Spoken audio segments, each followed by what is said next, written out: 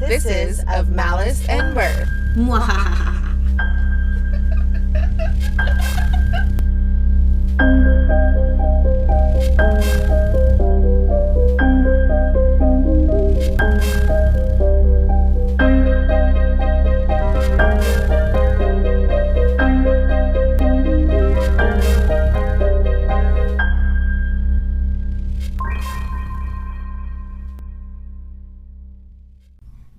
Hello, hello. Hello. Welcome to Of Malice and Mirth. the unlucky or lucky 13th episode. This is exciting. I'm excited about today. Yes, same. Okay, so we have a new thing that we're trying to remember to do. Where we ask each other what was the best thing that happened over the past week. Because we're trying to just bring a little levity to the world right now. So yeah, so Mena, what was the best thing that happened to you this past week? Two things. Okay, cool. Okay, I wasn't prepared, but I'm prepared now. Okay. So, first thing is me and my honey went on a date night, and we went and saw Ready or Not 2. Ooh, was it good? It was good. It was good if you like, in my opinion, horror comedy. So It's like horror, but like with comedic relief. Yeah. So I thought it was really good. If you liked the first one, you will definitely like the second one. Okay. And then second, we repurposed a pontoon boat. Oh, yes. That is for so cool. it to be a playground for my son and his cousin. So they all get to play on it. And they have named it the Cousin Ship. Oh my god. Why are they the cutest things on the planet, man? They're so cute. And like one of the pictures, I was like, ready, say, "Arr, we're pirates." And they did it on their ship. And they're like, we can put a warning that says, "Warning, you are boarding the Cousin Ship." Oh my god. That is the sweetest thing ever. I love that. So cute, right? Yes. So that's what I loved about this past weekend. Good. Yeah. Good. Well, mine is that my cousin and her family are here from Yay! Oregon. Yes, it's been really nice having them here. We've gone to the pool a lot. Nice. The one here in the neighborhood. And then we went to this park downtown. And it looked so cool on the website. And we showed up and it was not cool. No? It had a few things, but not... There was a lot of stuff that I was like, I thought I saw this on the website and we couldn't find it. And then their splash pad, which is the main reason we went, was like a toddler splash pad. Oh. And it was Olivia's 11th birthday. Oh. So she was not into that. And they're both like, can we just go home and go to the pool? I was like, yeah, we can do that. So, but the thing about it is Lane, my 1-year-old, or 18-month-old. 18-month-old. Isn't that crazy? I know.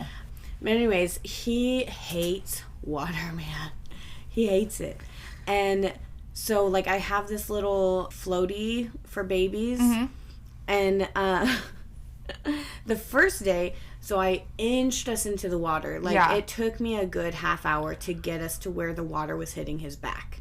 Okay? Okay. And so he got used to it very quick. Not very quickly. Very, very unquickly. But he got used to it calmly, Right. And so I put him in his thing and he just let me push him around the water and I was like, this is great. I can do this all summer. That's awesome. Right. Next day, no.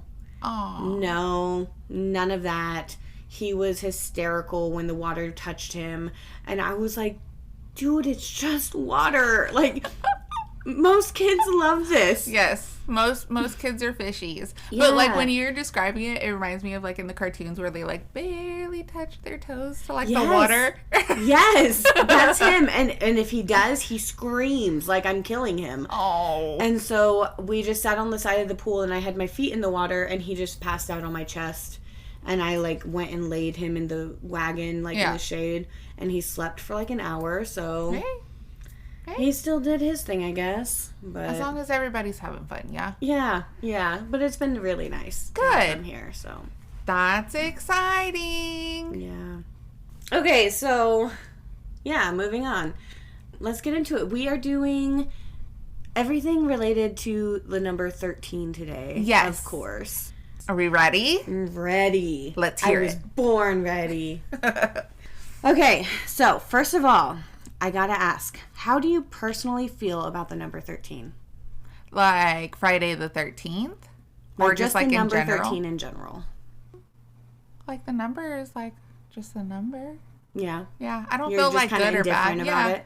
Okay, I've always had it. It's kind of like it's weird because I have severe diagnosed OCD. And part of that is for even numbers. Right. But 13 itself has always been a lucky number for me. Okay. And I don't know why it would be because it's an odd number and odd numbers are the devil. But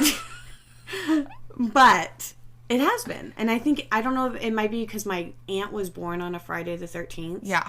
And I was really close with her. And so I don't know if it kind of rubbed off on me. Right. Like, because she's obsessed with the number 13. It's, like, part of her identity, you know? Hey, you know? So she's like Taylor Swift with that. Like, big on 13. So I don't know. Anyways. But for some people, like you, it's just another Tuesday. For others, there's a genuine subconscious knot in your stomach while I'm talking right now. And there's actually a clinical term for that, and I will attempt to say it. Okay, I want to hear it. It's a longin', okay? It's a longin'? It's a longin'. Triskaidekaphobia. I just watched that was perfect timing. That was perfect timing, but I will set that on Do Not Disturb. I'm sorry, people. Okay, but yeah, Triskaidekaphobia. Okay? It's the morbid fear of the number 13. And if you think it's just a silly superstition, you haven't been paying attention to how we've built our world. All right. Let's hear it. Think about the last time that you were in a high-rise hotel or an office building. Okay? Did you notice the elevator jumped from floor 12 to floor 14? Oh, no. It's estimated that about 80% of high-rise buildings in the USA do not have a labeled 13th floor. You want to know what I want to do? I want us to go to all the high rises in town and just go look and be like, hey, bye, thanks. Hey, we can videotape each one. Let's do it, okay. But also airlines skip the 13th floor, or not floor, row, and hospitals skip the 13th operating room. Huh. We've basically collectively agreed to pretend that the number 13 doesn't exist because deep down we're terrified of what it represents.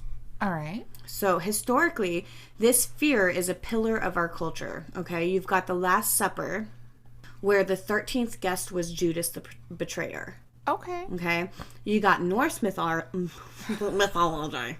Norse mythology, where 12 gods were having a peaceful dinner in Valhalla until Loki, the god of chaos and mischief, crashed as the 13th guest and orchestrated a murder that plunged the world into darkness. Okay. In almost every ancient story, 13 is the intruder. It's the extra that breaks the perfect divine cycle of 12. 12 months, 12 zodiac signs, 12 hours on a clock. Okay? 13 is the number that shatters that cycle. It's literally the number of chaos for us.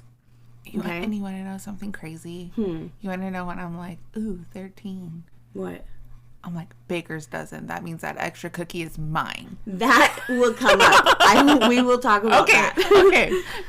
But that brings us to the heart of tonight's journey, because in 1735, in a dark, forgotten corner of the New Jersey wilderness, a woman named Jane Leeds was about to learn that sometimes 13 isn't just an unlucky number. Sometimes it's a living, breathing, screaming curse. Okay. To understand the monster, you have to understand the place. So put yourself in Jane Leeds' shoes for a minute. It's 1735, okay? And you're living in a settlement called Leeds Point. Back then, the New Jersey Pine Barrens weren't just the woods like they are today. They were a million-acre labyrinth of stunted, twisted pitch pines and tea-colored cedar swamps. Okay? Okay. Yeah, not a pretty picture. The soil was too acidic to grow decent crops, and the Atlantic fog rolled in so thick that you couldn't see your own hand in front of your face. Ooh. It was a place for outcasts, for people who wanted to be forgotten. Oh. Okay, so this is where she lives. Okay? Jane, or Mother Leeds, as history remembers her, was a woman who was absolutely at her breaking point. She already had 12 children. Wow. Now I want you to... That's like normal for that time frame, right? Like that time period? Yeah. That's normal for that time period, but that doesn't mean it's not a lot. You know? It's still a lot of children. That's a lot of patience. Yeah. 12 children. There was no running water, no electricity, and no grocery stores. You hand washed every garment in freezing well water. So she washed everyone's clothes. My eye is twitching. You grew every scrap of food that you had, and you prayed that your children would survive the winter. Oh, okay. Her husband, Japhet Leeds, which that's an interesting name, Japhet, I thought that was kind of cool, was reportedly a man who spent more time with a bottle of Jack than with his family. Okay. Yeah. To make matters worse, the local Quaker community had essentially shunned them. So Jane's father-in-law, Daniel Leeds, was an astronomer. Okay. And he published like occult, quote unquote occult, not really like what we think of the occult today, but almanacs, basically. Okay. And the church considered them Satan's tools. So the Leeds family were already the weirdos, like at the edge of the swamp, you know? Yeah. When Jane realized she was pregnant with her 13th child, she didn't see a miracle. She saw a death sentence for her sanity. The legend says that she was sitting in her cramped cabin, surrounded by 12 hungry mouths and the crushing silence of the pines, and she just snapped. Oh. She looked into the shadows and cursed the life inside her, shouting, "Let this one be a devil!" Yeah, she was just venting. She was exhausted. But in the Pine Barrens, the wind has a way of catching a curse and holding on to it. And she was tempting fate at that point. She was literally putting it out into the universe. You know? God, be careful with that, man. So the night of the birth is where the folklore takes its most violent turn, okay?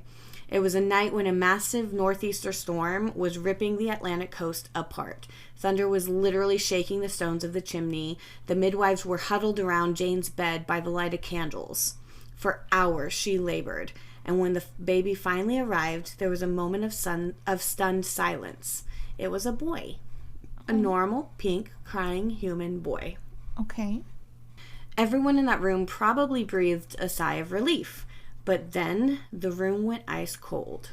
Right there on the blood-stained sheets, the infant began to warp. Whoa. Yeah. Imagine the sound of dry wood snapping. That was the sound of the baby's bones elongating and shifting. His skin turned leathery and dark like a bruised plum. His face stretched out, his jaw cracking and extending into a long horse-like snout. Okay? 2 massive ribbed wings like a giant bat ripped through the skin of his back with a wet, heavy sound. His feet fused into cloven hooves, and a thick tail with a barb at the end started whipping around, smashing the meager furniture in the room. Okay? So this wasn't a baby anymore. It was a predator. The creature let out a shriek, a sound that sounded like a woman being murdered mixed with a hawk's cry, apparently. And it went into a blind, animalistic rage. It mauled the midwives. Oh, no. Struck out at its own siblings, and then, with a heavy beat of its new wings, it flew straight up the chimney. It circled the Leeds house once in the storm, and then vanished into the black heart of the bogs. For the next century and a half, the Leeds devil became the shadow that owned the pines. But this wasn't just a campfire story. Some of the most credible people in American history claim to have faced it. Okay. So take Commodore Stephen Decatur. He was a naval hero, a man who didn't scare easily. Okay? Got like it. a man's man. A man's man. Yeah. In the early 1800s, he was at the Hanover Iron Works testing cannonballs. He saw a winged creature soaring above the marshes. Pause. I want to know, how do you test cannonballs? I have no idea. Like, do you, like, walk around and, like, tink, tink, tink Like, on them? tap on them? Yeah, to see, like, if they're, like, solid enough? It's a good question. That is a wonderful question. I literally have no idea. Well, interesting. That's some research for later. Yeah. I don't know. All I can think about is in Sweet Home Alabama when the old Confederate guy is out in the back testing out the anvils. and he's just blowing anvils, you know? That's all. So I don't know. I'm guessing they just... I don't know. Okay. I don't know. But okay, so Commodore Stephen Decatur, he sees the thing soaring above the marshes. He didn't hesitate. He aimed a cannon and fired. Hey, you know what? Use your resources. He hit it square in the side. He saw the iron ball strike the beast, but the creature didn't fall. It didn't even bleed. It just kept flying as if a cannonball were nothing more than a nuisance. Huh. Yeah. Then you've got Joseph Bonaparte, the former king of Spain and the brother of Napoleon. Okay. He moved to Bordentown, New Jersey, and was out hunting in the woods when he came to face with a beast, right? He described a horse-headed creature with bird-like feet, which isn't the cloven hooves, but, you know, things change, and massive wings. So he was so terrified that he fled back to his mansion and talked about it for the rest of his life. I mean, which I would too. Yeah. When a literal king tells you that he saw a monster, the world starts to listen. Okay. Yeah.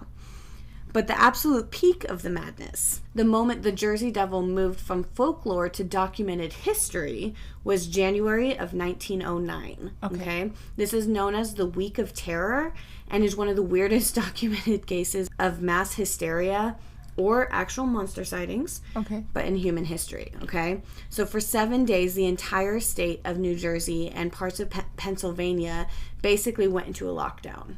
Oh, okay. Yes, the headlines were screaming, okay? The Philadelphia Record, Leeds Devil is seen at Woodbury. And then the Trenton Times reported, coveted capture of the flying hoof man. It started with tracks in the snow. People woke up to find cloven hoof prints, not on the ground, but on the roofs of their houses. Okay. Like Santa Claus. Yeah, I know. I was like, reindeer?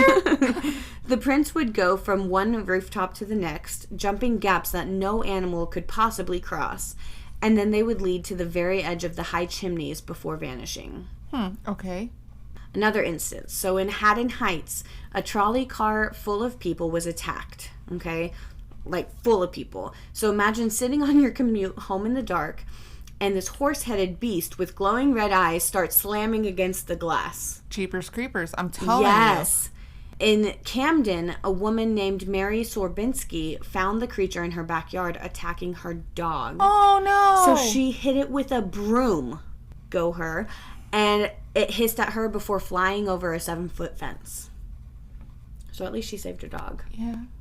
I mean, her aura must have been something to just, like, fend that off with a broom. I know, with a broom. The panic was so intense that the police in Bristol, Pennsylvania, cornered the beast in a dark alley. Oh, okay. They fired their revolvers point blank. They saw the bullets hit the creature's chest, but it didn't bleed. It didn't fall. It just shrieked and flew straight up over the buildings. After that, the Camden Police Department officially told their officers to stop shooting at it because bullets do not seem to have any effect. I wonder if its skin is like Kevlar. Right? That's what it sounds like. Yeah. All it makes me think of, though, is have you watched the TV show Lucifer? Yes, when it first came out. So he's bulletproof, you know? And that's what that made me think of. But anyway, so schools were shut down during all this. Makes sense. Factories closed. People were literally too scared to leave their homes after the sun went down. Oh. So I actually found info on the real history of the Leeds family, and this is where it gets even stranger. Jane and Japhet Leeds were real people. Okay. But they were caught in a massive political and religious war. Jane's father-in-law, Daniel Leeds, the astronomer, was a brilliant man, but he was a rival of the one and only Benjamin Franklin. Okay. So Franklin was a genius at marketing, and he hated competition for his Poor Richard's Almanac. Okay. So he started a smear campaign against the Leeds family, and this is real life. Like, in the newspapers, he called Daniel Leeds a sorcerer and a wizard. Because it was all Quaker. It was, everyone was Quakers, you know? So that's like the ultimate scary thing you can do, you know? He used the 13th child angle because he knew about Triskaidekaphobia. There we go. Hey! That was pretty good. Anyways, he knew that people were already primed to fear that number. Right. So some historians believe that the Jersey Devil actually started as a political hit job by Benjamin Franklin himself to ruin a rival's reputation. He took a family that was already eccentric and turned them into the parents of a monster. Interesting. Mm-hmm. But even if Franklin helped invent the story, it doesn't explain what people are still seeing today. Okay. In the 1960s, a group of forest rangers near Mays Landing found strange tracks and heard a quote-unquote shriek from hell Okay. that sent them running. Okay. In 1993, a ranger named John Irwin saw a 6-foot-tall, horse-headed man standing in the middle of a trail. And even as recently as 2015, motorists on the Garden State Parkway reported a large dark shape with massive wingspan gliding over their cars in the dead of night. Huh. So, what is the Jersey Devil? Is it truly the cursed son of a woman who was pushed too far? Or is it a political ploy? The Pine Barrens are still there, largely unchanged since 1735. The swamps are still deep and the nights are still silent. So if you ever find yourself driving through those woods at 2 a.m. and you hear a branch snap or a metallic screech in the distance, just remember Mother Leeds. Remember that 13 is the number that breaks the circle, and whatever you do, don't look up. Ugh. Yeah. But, okay, so before we leave the number 13, I want to flip the script, okay? Okay. Because while we've spent this entire episode talking about the curse of the 13th child and the fear of the number itself, there is a massive part of the world, like me, that still looks at 13 and sees something entirely different. Okay. For some, 13 isn't the number of the devil, it's the number of the divine. Okay. Okay? So, if you're a baker, 13 is a blessing. So we've all heard of the baker's dozen. Yes. But back in medieval England, there were incredibly strict laws about the weight and price of bread.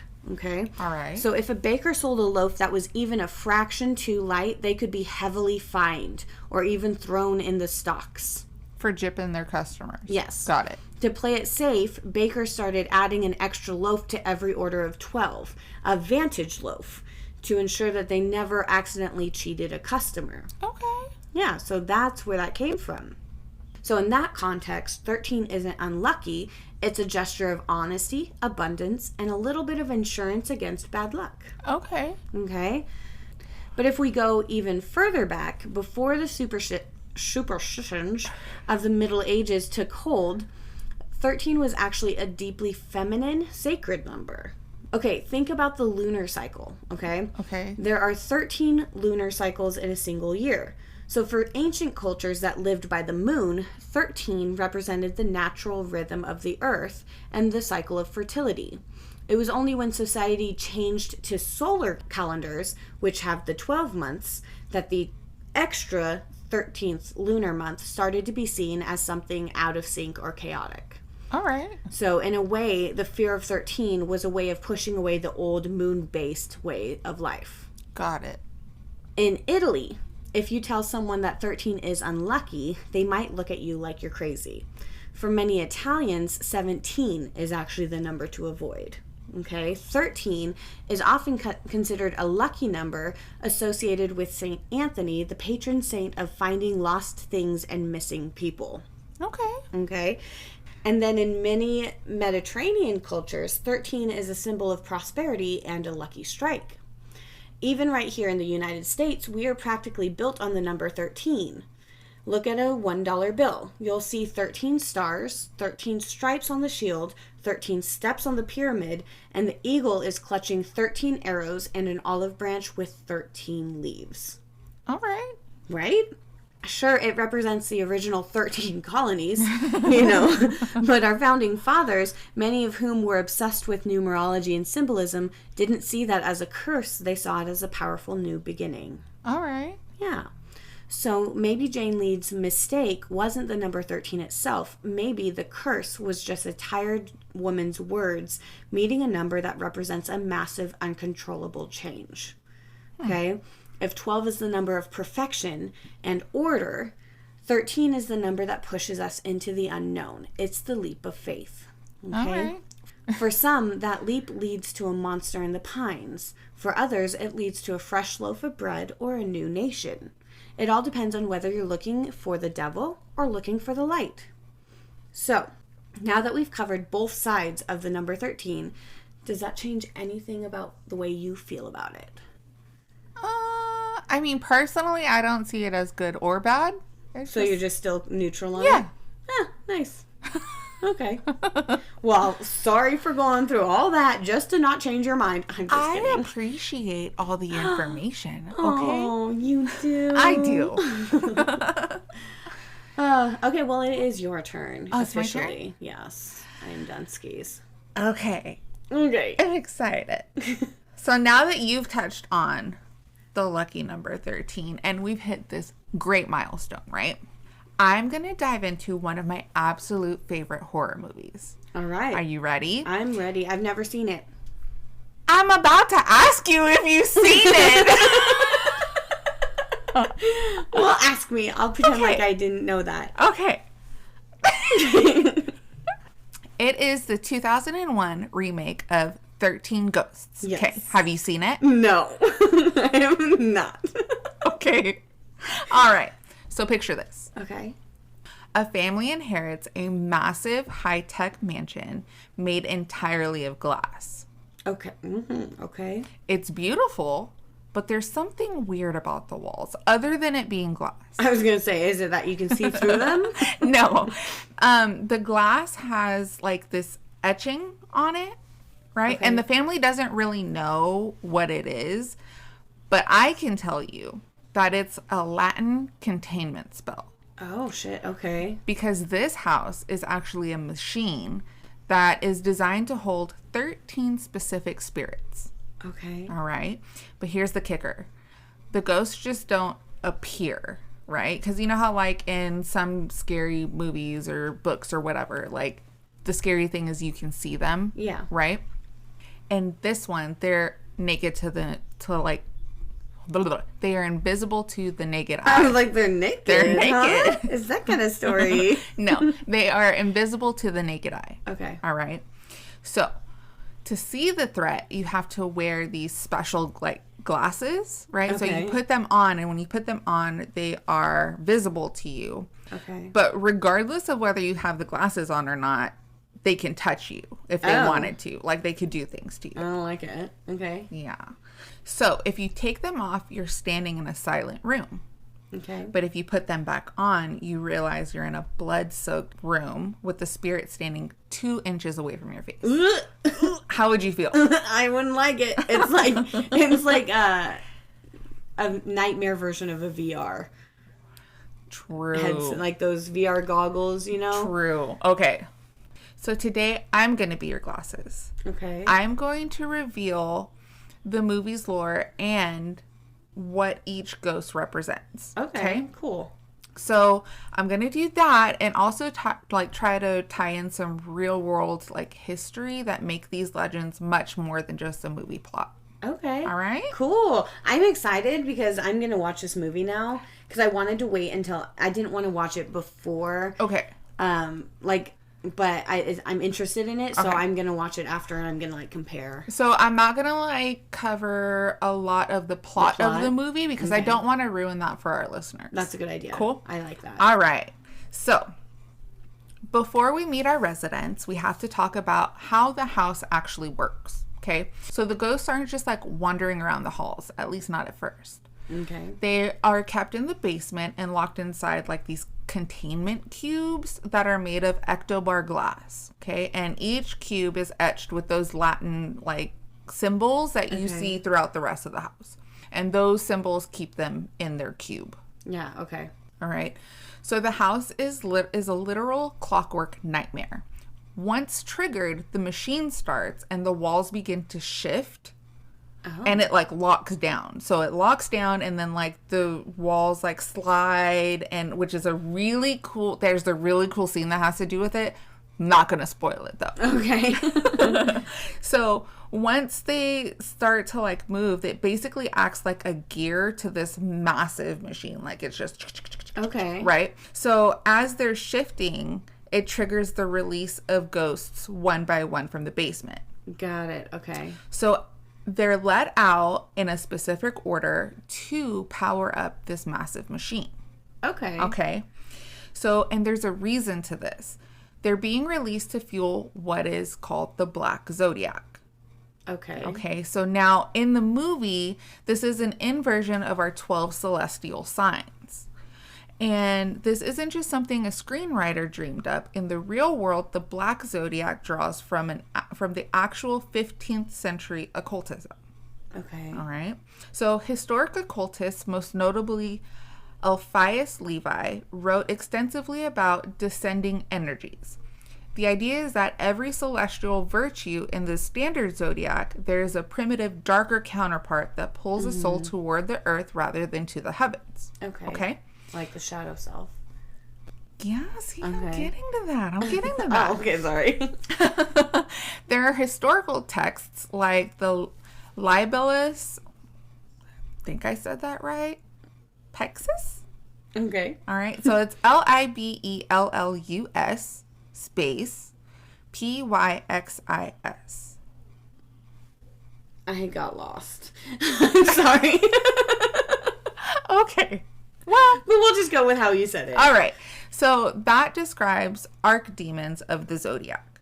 So these are entities that govern the shadow of each sign. For example, where Aries represents leadership, its archdemon represents mindless and destructive rage. Yeah. Okay, so the movie takes these abstract psychological shadows and turns them into literal blood-soaked monsters. This sounds so cool. I'm very excited to watch it. Okay. I don't know why I've never watched it. I never really, I've heard the name before, but it's never been like, hey, you should watch this movie. So I just haven't really looked it up. Yeah. You know? Okay, well, it's super good. So be ready. All right. So the machine in the movie is called the Ocularis Infernum. Is essentially a physical manifestation of the 15th century ritual designed to harness these lower vibrations to force open a doorway to the other side. So it's basically meant to give the person who is powering it the ability to see past, present, and future. All knowing. Okay. Pretty much. Okay. So now that we know how the house kind of works and what that is, we're going to put our glasses on. Okay. And I'm going to take you through our roster of ghosts. Sweet. Cool? Okay. All right. So the first one we have is called the firstborn son. Naturally. Okay. So when we put on our glasses and look into this first cube, in the movie, his name is Billy Michaels. He appears as a young boy in a classic 1950s cowboy outfit. So he has holsters and the western frilly, frilly shirt. Yeah, with that. The fringe, not frill, fringe, and some cute little chaps. So you'll see. So have that in your mind. Okay. So he's wearing this stuff, but he has a gruesome addition. There's an arrow, a seal-tipped arrow that is in his forehead. Okay. Kind of unsettling, right? Yeah, especially on a child. Right. So it's unsettling because in this, he doesn't attack you. He stands there holding his tomahawk and whispers, "I want to play." I don't know what kind of laugh that was, but it just startled me. Because it's unsettling, right? It's very unsettling. Okay. So the lore of Billy is that he was a little boy who was obsessed with westerns, okay? And one day a neighbor kid found a real arrow in a closet and challenged Billy to a duel. Okay. All right. Billy brought his toy cap gun to a steel arrow fight. Oh my god. So he died instantly, and his spirit was so stunned by the suddenness of it that he was just stuck in that playtime loop forever. Oh my god. Sad, right? Yes. Okay. So while Billy is a movie character, his history is a direct reflection of the Victorian cult of childhood, mixed with the lack of safety. So in the late 1800s and early 1900s, children's mortality was a constant shadow. All right. There are sourceable records from this era showing that accidental play was the leading cause of death. For instance. Oh my God, Yeah. Oh, that makes me want to be more of a helicopter mom. Shit. So, for instance, you have lead soldiers. These were popular toys, but they were literally toxic. Yeah. So, even more chillingly, there is a real-world concept of the ghost child of the nursery. So this shows up in the historical true ghost accounts from the 19th century, like the Green Lady of Burlington. Legends say that a young girl was playing hide and seek in an old mansion, climbed into a heavy cedar chest to hide, but the latch clicked shut. No. And she wasn't found for decades. Yeah. Oh, I hate it. I know. Me too. Doing the research on this part, I was like, oh, no. No. So the firstborn son represents that specific type of haunting, the residual haunt. Okay. It's the spirit of a child who died so quickly that they didn't even realize the game was over. So they're not technically trying to hurt you. They're just waiting for their turn to hide. Mm-hmm. So it makes you realize that back then, the line between nursery rhyme and obituary was paper thin. Right? Mm-hmm. So if you saw a kid in a cowboy hat through those glasses, would you stay to play or would you keep moving? And in the movie, he's a lot more like haunting than what I described. So just putting that out there. Well, I gotta say, I wouldn't like staring. I couldn't play with a kid with an arrow coming out of his head. So I'll move on. Okay. So we're gonna move on. Okay. So we have the second ghost. All right, so take a deep breath. Now that we've moved to the next cube, this is the torso. Oh.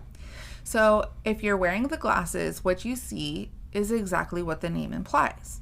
It's just a torso. No head, no arms, no legs. It's wrapped in tight yellowing cellophane and it's dragging itself across the room with its stumps. I don't know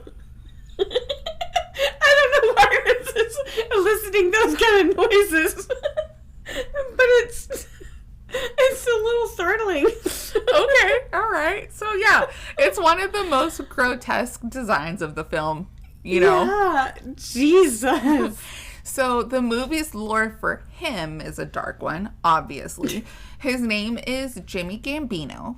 He was a compulsive gambler who bit off more than he could chew with a high-stakes mobster named Larry the Finger Vitello. Oh, right. The finger. That's an interesting one. Jimmy lost a bet he couldn't pay, so the mob collected his debt by cutting him into pieces and dumping him in the river wrapped in plastic. Oh. Yeah. So sleep with the fishies. Pretty much. So in the Black Zodiac, he represents the tormented. He's the embodiment of greed and the literal loss of self. Okay. So in the real world, connection here isn't just like a mob hit. It's one of the most infamous unsolved serial killer cases in American history. Okay.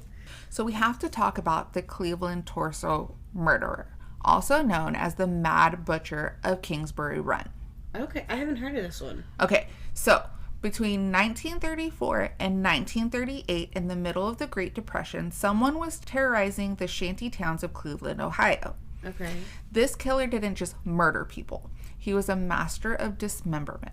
He would decapitate his victims and often sever their limbs with surgical precision. Sometimes he would leave just the torso in industrial areas or near the river. Oh.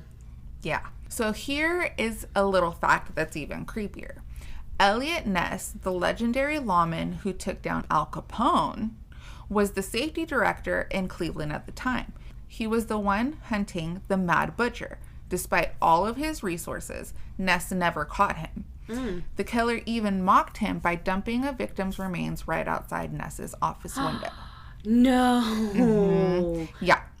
So when you see the torso in the movie dragging itself through the glass house, it's a direct echo of those nameless victims found in the 1930s. People who were literally reduced to nothing but a trunk and a tragic headline.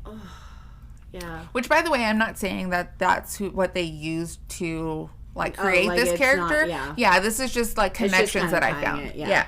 Okay. So between a ghost and a real life Mad Butcher who was never caught, which one makes you want to keep the glasses off?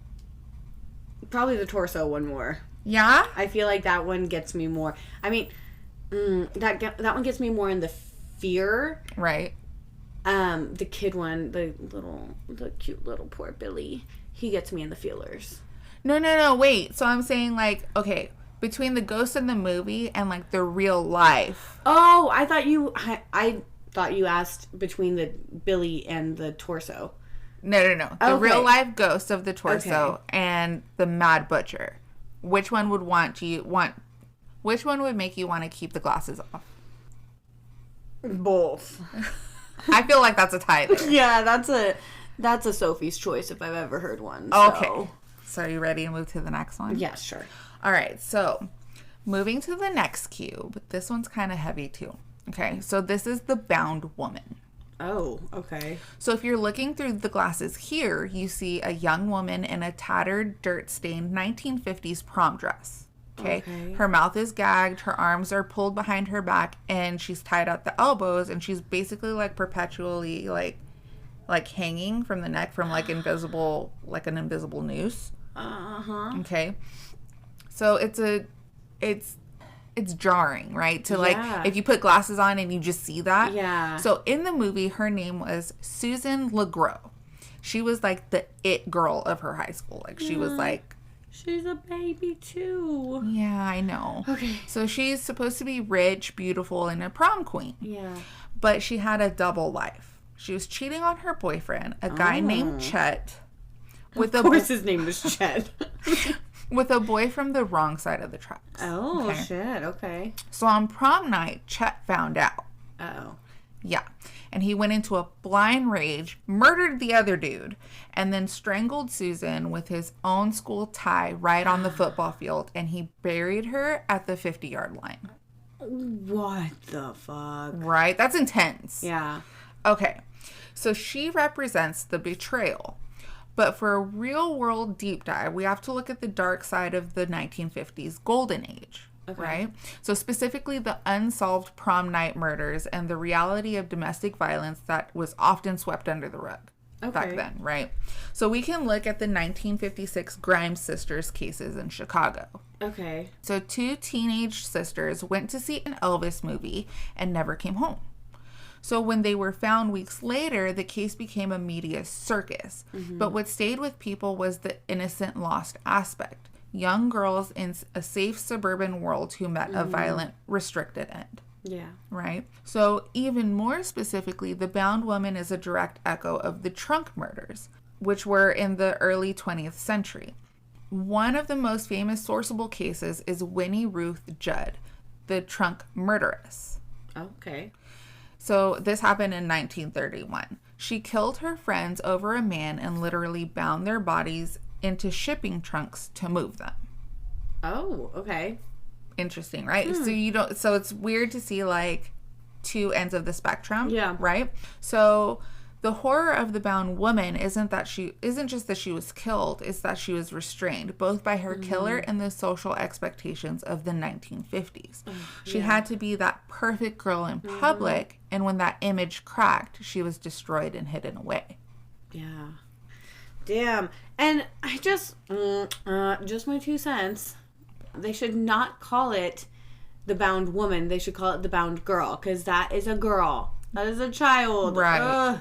Okay, sorry. You also have to think about the times, though. Oh, that's true. They were considered like older than and children. Like of marrying age already. And, right. Yeah. Okay. So imagine you're standing in the glass hallway. You take off the glasses, the room is empty. You put them back on, and there she is, suspended in the air, struggling against the ropes you can't see.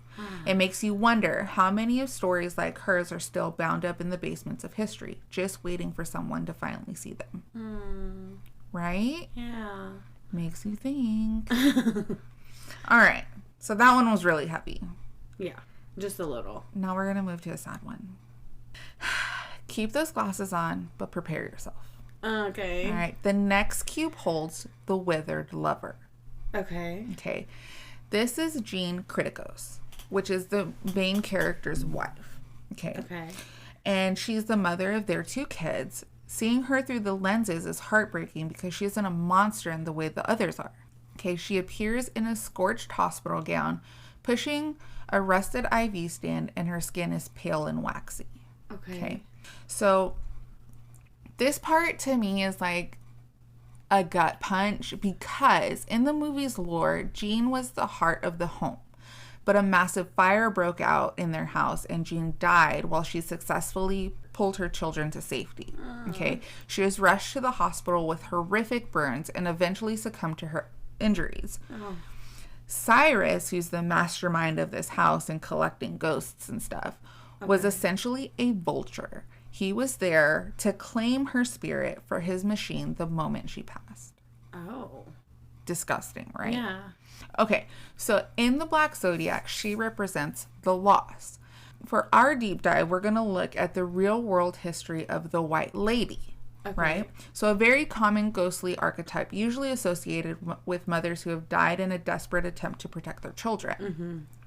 A powerful parallel is the legend of the White Lady of Rochester. I can't say Rochester. In the late 1800s, a mother was searching for her daughter who had gone missing near the cliffs of Lake Ontario. The mother eventually died of her grief and exposure during her search. Oh my God. Right? So to this day, people claim to see a woman in white wandering the shoreline. It's a protective haunting. It's the idea that a mother's instinct is so powerful that it overrides death itself. Like Jean, these spirits aren't like scary because they don't want to hurt you. They're scary because they are eternally searching for the family that they couldn't stay with. Isn't that sad? God. Okay. Okay. So the withered lover is a manifestation of that transition between protector to like patient, because they're like stuck, you know? Yeah. So one minute she's a mom saving her kids from a house fire, and the next she's a ghost in a glass cube, still clutching that IV stand like it's the only thing keeping her anchored to this world. So it's a reminder that sometimes most hauntings aren't just like demons. They're overwhelming weight of love that didn't get to finish its story. Oh, so sad, right? You ready for the next one? I don't know. Maybe. We'll find out. All right. So adjust them glasses. Okay.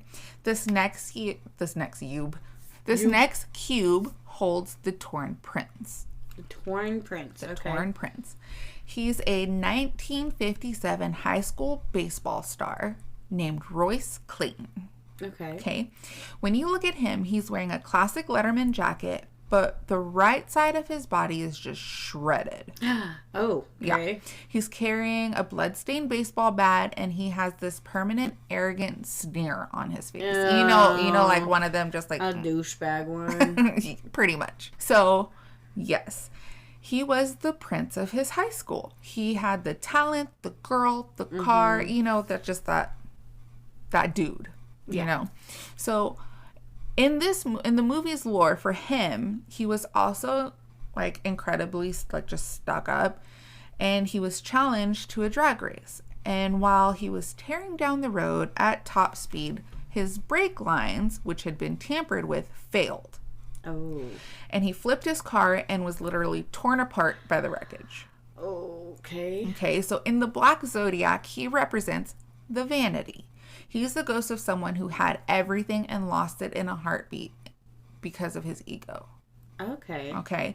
So for our deep dive for this one, we're going to look at the gilded youth of the 1950s and the rise of the chicken races. Okay. All right. Real quick. Okay. This has nothing to do with what you're saying, but everything to do with it at the same time. It's just kind of an intrusive thought that I'm wanting to say. So they have the archetype of the prom queen and the ultimate jock, you know?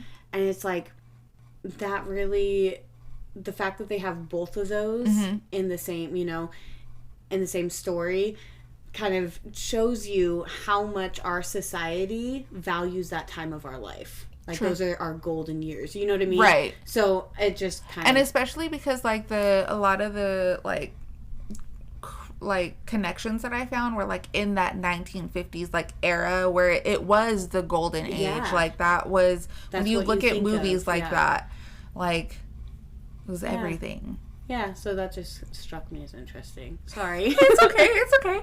So... In the mid-1950s, Yeah. The National Hot Rod Association was actually formed specifically to try and get kids off the streets because the death toll was staggering. All right. There are police archives from 1957, the same year Royce died in the movie, showing a massive spike in speed-related fatalities among teenagers. Oh, that's sad. Yeah. So these weren't just accidents. They were often the result of sabotage or peer pressure. So there's a documented history of grease monkeys or rival mechanics tampering with cars before a big race to ensure a win. So Royce represents that specific era where the car was a status symbol, but it was also a metal coffin. Yeah.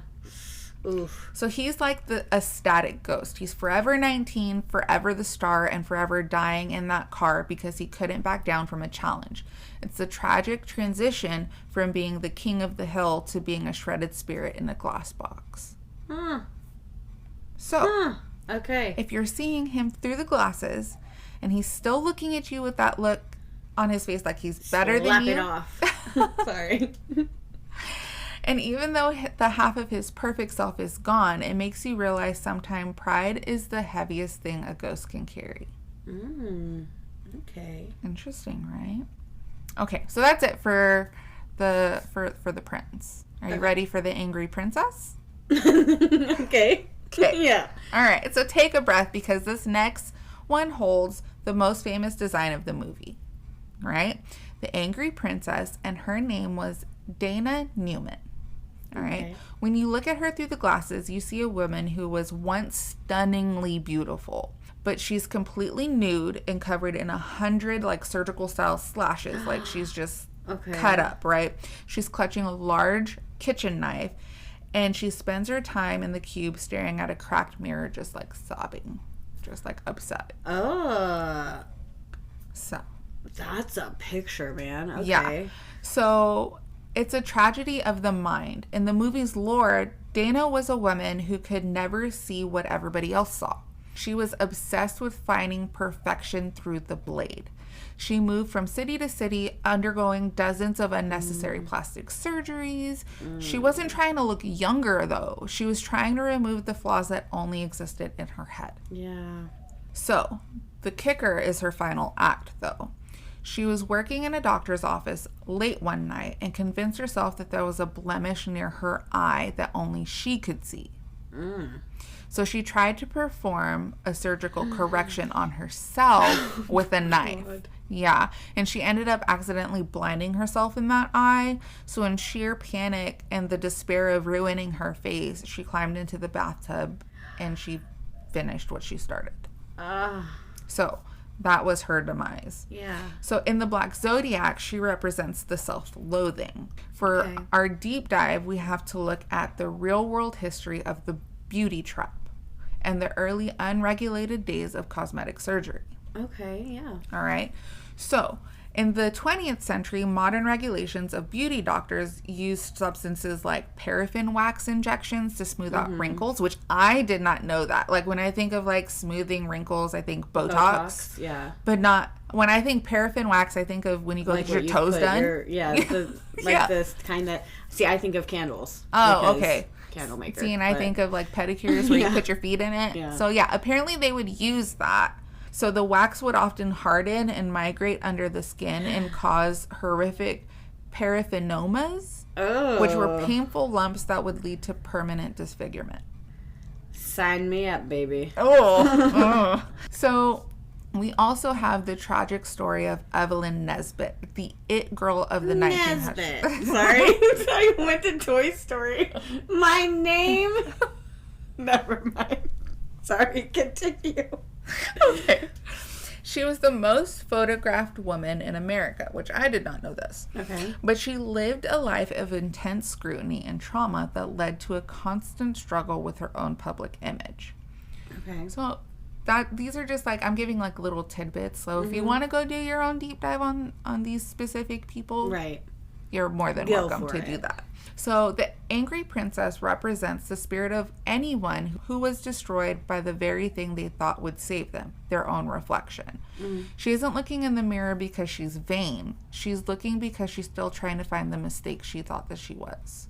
Oh, shit. Okay. So imagine you're in that silent room, right? And you hear the sound of a knife clinking against the mirror as she tries to fix a ghost. It makes you wonder if the glasses we're wearing are the only thing seeing her clearly, or if she was always invisible to herself. Aww. Makes you think. Yeah. It's really sad.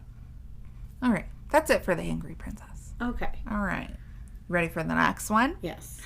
All right. So we're moving from the modern era of like plastic surgery and stuff, and we're going to move back to the 1600s for the pilgrimess. Okay. When you look through your glasses and see her, she's a woman locked in heavy wooden stocks, you know, like the ones with the hands and the neck, right? All right, so she's dressed in a tattered in a tattered 17th century Puritan clothing, and her skin is gray and stretched tight over her bones, and she's looked like she's just been weathered by the elements for centuries, right? Okay. It's a brutal visual because she's literally a prisoner of the house as a ghost, right? But she was also like a prisoner before she passed. Right. So in the movie's lore, Isabella Smith was a social outcast in her New England village. When a string of bad luck hit the town, crops failing, livestock dying, the townspeople did what they always did. They looked for a scapegoat, and they accused Isabella of witchcraft. Okay. Okay. So they didn't hang her. They sentenced her to the stocks. They locked her in the wooden frame in the middle of town square and forbade anyone from giving her food, water, or even a kind word. She sat there for weeks being pelted with stones and cursed by her neighbors until she slowly starved to death in public view. Why are human beings so terrible? It's a valid question because like you look at history and it's just all there. Yeah. So in the Black Zodiac, she represents the isolation. For our deep dive of this ghost, we're going to look at the real world history of the pillory and how these punishments were often fatal. Okay. So these were meant for humiliation. They were often a death sentence. Records from the 17th and 18th centuries show that if a crowd turned particularly violent, they could kill someone in the stocks with stones and refuse. But even without the mob, the physical toll was immense. Locked in a fixed position, the body eventually begins to shut down from exposure and dehydration. Yeah. Right? So we can... God, that's gotta be so painful. I know. So we can look at the 1692 case of the witch pickers. In many colonial trials, the accused weren't just shamed, they were physically examined and restrained for days to see if they could manifest signs of the devil. It was a form of torture designed as a legal procedure. Okay. It's insane to me. Yeah. So Isabella represents that specific horror, being surrounded by people but completely alone. She's a ghost of a woman who died while an entire town watched and did nothing. Intense. Yeah. So, when you see her through the glasses, does she look like a witch to you, or does she look like the mirror reflecting a community that was far more monstrous than she ever was? Yeah, it's that one. Yeah. Same. That's how I feel. All right. You ready for the next one? Mm-hmm. All right. I don't know. Keep those glasses steady for this one, girl, because it's a lot. Oh, God. Okay. This is a duo. Okay. All right. It is the dire mother and the great child. Hold on. So, does that mean that there's 12 cubes? Or is there 14 ghosts? You'll see. Okay. Okay. All right. I'll trust you. Because are you keeping track? No. Okay. So this is ghosts 8 and 9. Okay. For anybody who lost count. Because I forgot to be like 1, 2, 3. So, all right. So this is the dire mother and the great child. When you look through the lenses, you see a very small, delicate woman in a faded floral dress. Okay. So standing next to her is her absolutely mountain of a son. Okay. He's over 7 feet tall, wearing a diaper and a bib, clutching a bloody axe. Oh. Okay. That's startling. Okay. Very unsettling, right? So their backstory is one of the most heartbreaking of the whole Black Zodiac. Their names are Margaret and Harold Shelburne. Margaret was a woman of small stature, and because of the time she lived in, she was forced into the freak show circuit. Okay. She was treated as property by carnival owners, and Harold was the result of a horrific abuse she suffered there. No. Okay. So Harold grew to be a literal giant, but mentally he never grew past being a toddler. Oh, okay. So Margaret was his entire world. Yeah. She was his mother, his protector, and the only person who ever showed him kindness. And they lived their entire lives in the sideshow like attractions, right? So the tragedy happened when some of the other circus workers played a prank on Harold that went way too far and ended up actually killing Margaret. Yeah. So when Harold found her body, he went into a blind, grief-stricken rage, like tore the entire circus apart with a wood axe before he eventually was killed by an angry mob. Yeah. So they represent the exploitation. For our deep dive here, we're going to look at the I cannot say that. It is a hard couple words to put together. We're going to look at the real world history of the human oddity trade and how performers were legally owned by their handlers. Yeah.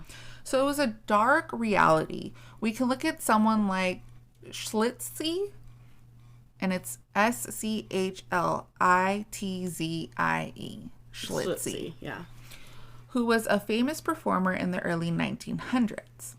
The sourceable fact here is that performers like Schlitzie, I did it right, yep, were often made wards of their promoters. They had no legal rights and were passed around between owners like equipment. So like Margaret and Harold, these performers often formed intense codependent bonds because the world outside the carnival tents were so hostile to them. They only had each other, you know. So the dire mother and the great child are ghosts of a bond forged in a world that only saw them as a way to make a buck. They aren't in the queue because they're monsters. They're there because even in death, Cyrus is still treating them like a sideshow for his machine. That's disgusting. He's disgusting, right? So I'm like prepping you for the hatred you're going to have for this man when you watch the movie. Okay. All right. So when you look through these glasses, do you see a threat or do you see two people that are just trying to protect each other from the world? They're just trying to protect each other. Yeah. They're all they have. So, like, when you watch the movie the first time without knowing the backstories, these are, like, just scary, scary ghosts. Yeah. But then you, like... But now I'm gonna be like, oh, Mena said this about this. Yeah. And then, like, so I'm going to date myself, okay? In the DVD copies of these movies, like, they actually had, like, a lore, like, an extra where it gave, like, the backstories of each ghost. That's cool. Yeah, it was pretty nifty. I liked it. All right. Was it nifty? It was nifty. I think that dates me more than anything else. A little bit. All right. Ready for the next ghost? Yes. For numero 10? Ooh, okay. All right. Take another deep breath. We're going to talk about the hammer. Oh, okay. When you look through the glasses here, you see a massive, muscular man who was literally bristling with iron. Okay? He had large railroad spikes driven through his chest, his arms, and his head. And he's carrying a huge blood-stained sledgehammer. Man, some of these tongue twisters. They sounded great in my mind. Okay. Right? Well, yes, because you'll be typing and you'll get this great alliteration. Yeah. And then I practice reading it out loud and I'm like, no, that's got to be changed. Like, that's not going to happen. Yes. So he had the blood-stained sledgehammer, and his left hand had been replaced with heavy iron hammerhead. Okay. Okay. He looks like he's in a state of permanent vibrating rage. Ugh. All right. He's a powerhouse in the movie. And his lore, his name is George Malarkey. Malarkey. No. Okay. George Markley. That's the difference. It's late. I'm trying, y'all. Okay. That's a big difference. That is so malarkey. That is so malarkey. Okay. Ready? That's great. He was a dedicated blacksmith in the late 1800s, a man who built his entire life around hard, honest labor. Okay? He had a family who loved him, his reputation for being the strongest man in his community, but that strength made people uneasy. All right. He was falsely accused of a crime, and when he refused to be intimidated into leaving his home, a mob tracked down his family and took everything from him. So George didn't just break. He fought back, which, valid. Right. I'm down for that. He took the very tools he used to build his life, which was the blacksmith hammers, and he used them to track down the men who destroyed his world.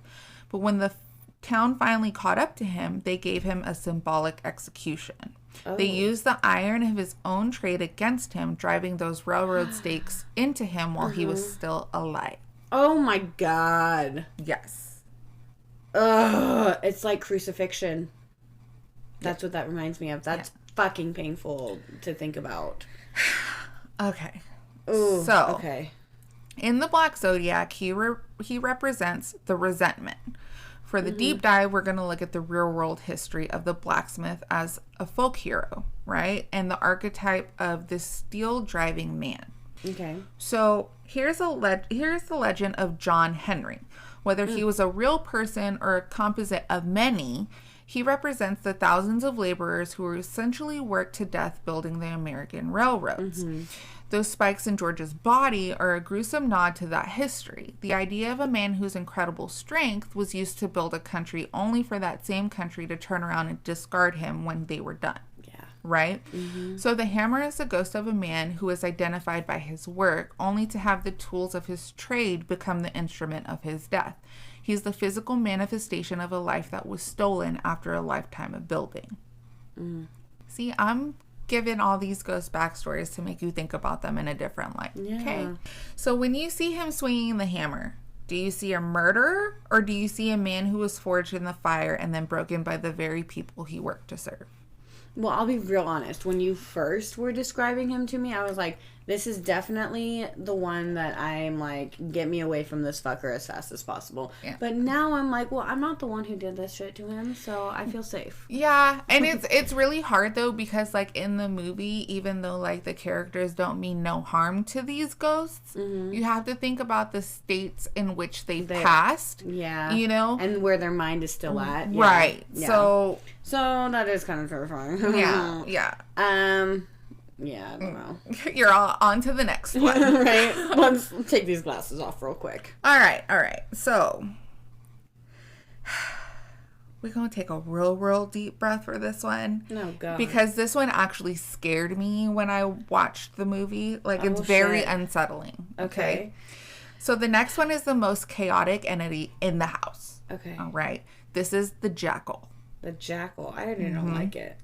All right, so when you look through your glasses, you see a frantic, wiry man with wild matted hair wearing a tattered straitjacket with its sleeves torn open, okay, and his head is locked inside a rusted metal cage. And his skin is pale and scarred and stretched over twitching muscles, and he's crouched in the corner of his cube like a trapped animal. Oh, God. Scary. That is, yes. Yes. I'm telling you, this ghost gave me nightmares. Yeah. All right. So. Because that just makes me think, he could jump out at me anytime. You know? Yeah. For real. So be prepared. All right. So it's born from a place of absolute systematic failure because in the movie's lore, his name was Ryan Kuhn. Okay. Kuhn. Kuhn. Okay. He was a patient in a psychiatric asylum in the early 1900s who struggled with intense violent impulses. But instead of help, he was met with pure cold restraint. Right. The doctors kept him in a permanent straitjacket, and when that didn't work, they locked his head in a metal cage to manage him. Okay.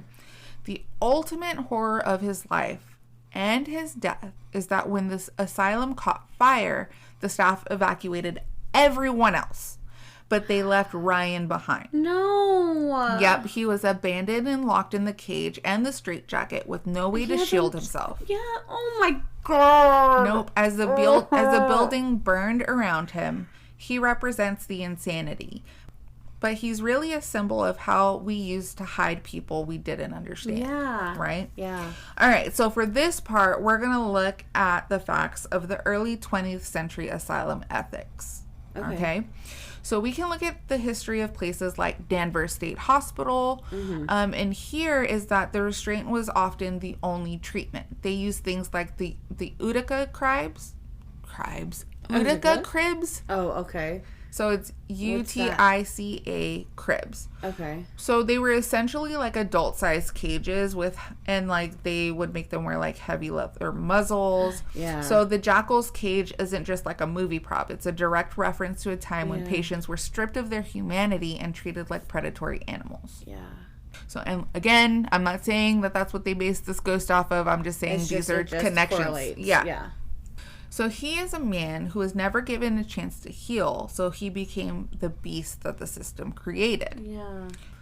So when he lunges at the glass, he isn't just attacking. He's the manifestation of a scream that's been trapped in a cage for hundreds of years. Yeah. Does he look like a monster to you, or does he look like a victim of the world that was too afraid to help him? A victim.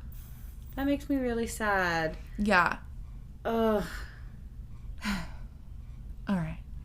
On that sad note. Yeah. You're not going to be sad about this one. Okay.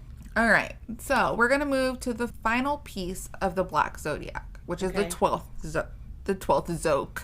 The 12th ghost. Ghost, yes. Okay, I struggle. All right. Keep your eyes on the center of this cube because this is the Juggernaut. Okay. When you look through the lenses, you see a massive 7-foot-tall man who looks less like a person and more like a mountain of scarred gray skin. Ugh, okay. He's riddled with bullet holes, like dozens of them. Okay. And he has these huge broken iron shackles hanging from his wrists and ankles. Oh, okay. He is another powerhouse of this machine. Yeah. In the movie's lore, his name is Horace Breaker Mahoney. He grew up in a junkyard, and after a lifetime of being treated like an outcast, he just snapped. He started picking up hitchhikers and taking them back to a scrapyard using his bare hands to literally process them like the scrap metal he grew up around. Mm-hmm. Yep, and his end was just as violent as his life. Okay, it took an entire SWAT team and over 50 rounds of ammunition to finally bring him down. Oh my God. He died in a hail of gunfire, still trying to fight his way through the line of officers. Even in death, he looks like he's waiting for the next person to cross his path. Oh, Jesus. Yeah. So in the Black Zodiac, he represents the power. Okay. Mm-hmm. And we're going to look at the psychology of the industrial predator and the reality of rural isolation. Okay. So we're going to look at Joe Ball, who is from Texas in the 1930s. Okay. Joe Ball operated a social club and was rumored to dispose of his victim in a way that left absolutely no trace, using an alligator pit on his property. Oh, okay. Yeah.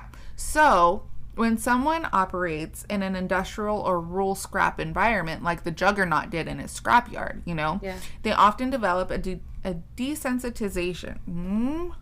I added extra letters in there. They often develop a desensitized view of the world. Like Horace, they see everything and everyone as just another material to be broken down and discarded. Okay. So the Juggernaut is the ghost of someone who was never taught how to be part of the community. So he just treated the world like the junk in his yard. He's the ultimate predator because he doesn't have a complicated motive. He just has momentum. Okay. All right. So when you see him there, covered in those bullet holes that couldn't stop him in life, do you see a man who was born broken, or do you see a monster that the world simply forgot to cage? I kind of more see a monster that the world created. Just like with most of them, actually. Most of them came from a life of tragedy. Right. Yeah. So. But I feel a little bit less bad for this one because he did choose to kill a bunch of people. So that kind of. But he's a monster, but he's a monster that the world created. Okay, I see that. Yeah. All right. So now, we've met all 12 ghosts from the basement. And we've somehow survived this tour, right? Let's talk about the summoning. Okay. All right. So an eerie rhythmic chant begins to play throughout the speakers in every room. It isn't just a recording, it's a command. One by one, each of these ghosts start to drift toward the very center of the house. Okay? It's a haunting image because they all take their place on a specific Zodiac. They all take their place on their specific Black Zodiac symbol on the floor. And it's a dark puzzle finally clicking into place. This signals that the machine is almost complete. The 12 are in position. The gears are turning. We just need the 13th ghost. Yeah, I was going to ask about that. Right. But I figured you were going to probably bring it up. I'm getting there. Yeah. So the ultimate twist to this whole design, there isn't a 13th cube in the basement because the last ghost isn't dead yet. Oh. In the movie's lore, the final sign is the broken heart. For the house to actually turn on and let Cyrus see the future, he needs a final living sacrifice. Oh, shit. Okay. And it's a total betrayal of blood because Cyrus didn't invite his nephew Arthur for an inheritance. He brought him here because he needed a pure heart to complete the set. No. The 13th ghost has to be someone who dies out of an act of pure, selfless love. Okay. So in the film, Arthur is pushed to the point where he has to choose to sacrifice his life to save his children. So, like, there's other circumstances in the movie that I'm not going to go into because I don't want to ruin it for people, but they end up being put in a position where Arthur can sacrifice himself to save them. Okay. So this is the act of breaking your own heart, and it's the final spark that powers the whole engine. Okay. Cyrus spent his life collecting the most violent broken souls in history, but he saved the most brutal role for his own family. Oh, God. And this is where I'm going to leave it, okay? This is the whole entire Black Zodiac because I have a question, all right? 12 ghosts have been summoned to the center, and by the chant they can't resist, one man willing to sacrifice his own family to see the future. Next time you're in a house that feels a little too quiet, just remember you might not be alone. You just might not have the right glasses on, okay? We're going to leave the mystery of the 13th ghost there for now. What? We want to hear from you. What do you think the broken heart could tie to in our world? Is there a historical figure or a piece of folklore that fits this selfless sacrifice? Head over to our socials, send us an email. We want to hear your theories. I hate you right now, though. Oh my God, what are you trying to do to me? You're not going to tell me? I want to hear from everybody. What do you think? Let's hear you. You better start responding because she better tell me. Well, I'm still watching the movie tonight, so I will find out. Okay, so what's your theory? La-di-da. I don't know. All right, okay, then I challenge you. What? I challenge you to think about something in history that the broken heart reminds you of. Okay. And do a short video clip. Okay, you'll have to remind me, though. Okay, I'll remind you. Yes, we can do that. Okay. And that'll be like my little answer. Yeah. And then, so that's what y'all can do. So I will post a TikTok of what my idea is. Yes. And when I come up with it. And then y'all can comment yours. Yes. And then what we'll do is we can do when you post your video, we're going to do hashtag, my brain blanked again, hashtag the broken heart. So when you post your video or your explanation, if you just want to put a message out there online on our socials, put hashtag the broken heart, and we can go from there. All right. Sounds good. I like it. You're a maniac, but I love you. Thanks. Yes. And then, so I know we started the story by Jacob, the narrator, last week, right? Mm-hmm. And we should be doing chapter 2 this week, but when we were looking at our material for today, we noticed that it was going to be really long. So we apologize in advance. We're definitely going to pick up chapter 2 next week. Yes, we will definitely do that. But today, it's just going to be us. But anyway, so thank you for that deep dive because that was really, really awesome. I enjoyed every single second of it. I'm excited that you enjoyed it, and I hope all of y'all enjoyed it so much that if you haven't seen the movie, y'all go watch it. Let us know what you think. Yeah, let's do it. Hey. I'm going to probably watch it tonight before I go to bed because I think I'll have time. But speaking of time, we realized that we're getting a little bit close to the hour and 30 mark, so we're going to let you go, but if you have any stories that you would like us to read, something you want us to look into, anything in the realm of spooky, funny, whatever. We're into it. Send it to us. And you can send it to us at our email, which is ofmaliceandmirth@gmail.com. Or you can search us on socials at ofmaliceandmirth. And yeah. So we love to hear from y'all. Yes. Yeah. We'd love to from y'all. Yeah. Yes, we'd love to hear from y'all. Yeah. And can't wait to see you next week. Yes. Okay, love you, bye. Love you, bye.